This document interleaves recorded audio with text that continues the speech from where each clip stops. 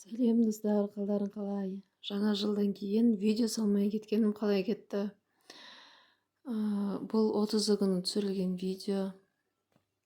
Ең алдымен бауырсағымды пісіріп, булочкамды пісіріп, булочкам осындай жұмсақ, жақсы болып пісті.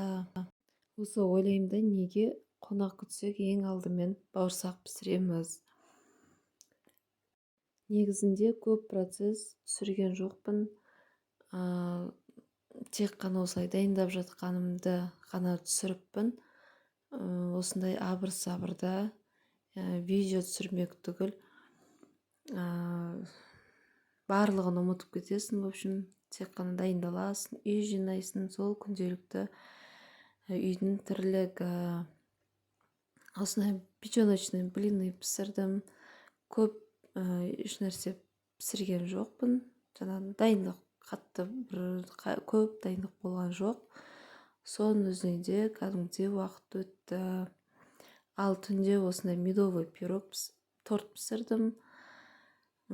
Еш жерін былай кесіп, домалақтап әдемілеген жоқпын. Қалай бар, солай кремін жағып, жинап, осындай посыпкасын жағып, ұлымыз екеуміз осылай жинап қойдық, холодильникке сап қойдым. Ал ертесі 31 күні осындай пирог пісірдім. Абысыным, енем барлығы келіп, 2 түрлі салат жасадық. Мен нан илеп қойдым. Ал ұлдарға осындай елка құрап бердік.